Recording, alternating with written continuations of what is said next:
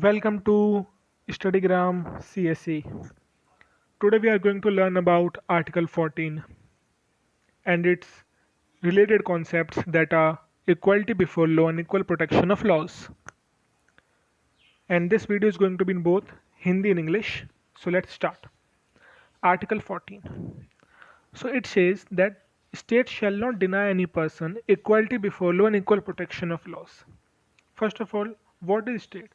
तो यहाँ पे स्टेट इम्प्लाई करता है इंडिया को, ना कि मध्य प्रदेश गुजरात इन स्टेट्स को। ओके, तो एज अ कंप्लीट इंडिया। और इसके अंदर क्या क्या आता है ये आपको आर्टिकल 12 बताता है।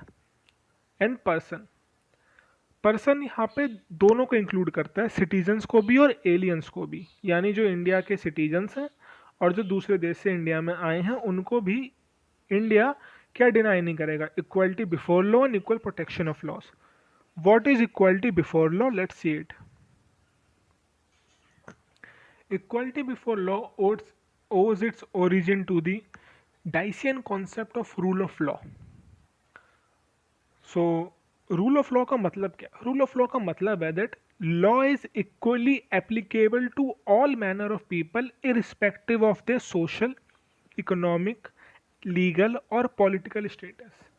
यानी यदि लॉ के आगे आप जाओगे तो वो नहीं पूछेगा आपसे कि आपका स्टेटस क्या, आपको आपके स्टेटस के ऊपर आपको जज नहीं किया जाएगा। यदि आपने कुछ क्राइम किया, आपका स्टेटस कुछ भी हो, आपको सेम पनिशमेंट मिलेगी, आपको सेम राइट्स मिलेंगे, आपको सेम प्रिविलेजेस मिलेंगे as like anyone else also. It is a negative connotation, मतलब कि it denies any special privileges to anyone. So ये डिस्क्रिमिनेशन नहीं करता है। Okay, and it is mainly derive from the UK's constitution. तो वहाँ पे आपको सबसे पहले ये रूल ऑफ लॉ मिलेगा देखने को। एंड रूल ऑफ लॉ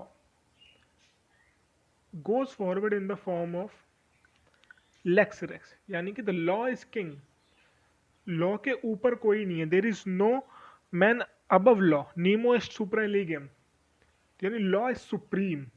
यदि लॉ ये है तो लॉ वो है, उसमें आप कुछ चेंजेस नहीं कर सकते on your based on your political और इकोनॉमिकल स्टेटस। ऐसा नहीं होगा। यदि दो पर्सन गए और उन्होंने एक क्राइम किया था तो दोनों को सेम पनिशमेंट मिलेगी, वो चेंज नहीं होगा। Now let's go to the equal protection of laws. So equal protection of law क्या है? It is a different concept than equality before law, but it is there. So it says that like must be treated alike and law must operate equally amongst equals. मतलब जो law है ना वो operate तो करेगा but वो equally operate करेगा equals में। ऐसे नहीं कि दो लोग अलग हैं और उसमें सेम लॉ एप्लीकेबल होगा। Let's see from an example. So if there are two person, they commit a crime like say murder. Then when we go into courts, the court will ask the intent, कि आपका intent क्या था. Let's say second person did so in the self defense, then the law will operate differently. Okay, so that is the equal protection of law. So it is doing discrimination but a positive discrimination, not like कि आप एक common people हो तो आपको privilege नहीं मिलेगा और आपके पास 200 करोड़ है तो आपको एक प्रिविलेज मिलेगा, ये नहीं है। सो एक पॉजिटिव डिस्क्रिमिनेशन है। Okay, so it owes its origin to the US's constitution. Okay, and now let's see how it forwards itself. तो it forwards itself in the concept of equity and it allows reasonable classification society but debars class legislation. Okay. So court in this regard has said that for the implementation of equal protection of laws we have to do categorize society, and it should be done if it satisfied two tests, and Supreme Court laid down two tests.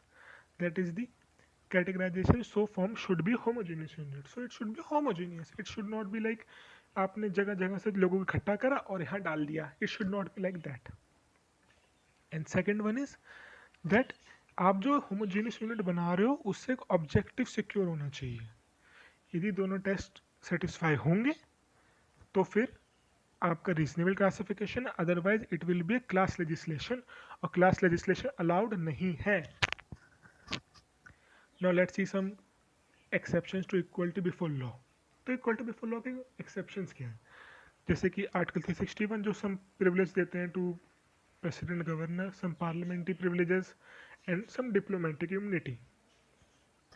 Okay, and now see the equal protection of laws, इसका सबसे बड़ा आपको instance मिलेगा in our constitution in the form of reservation, जो आपको मिलेगा article 15 and 16 में.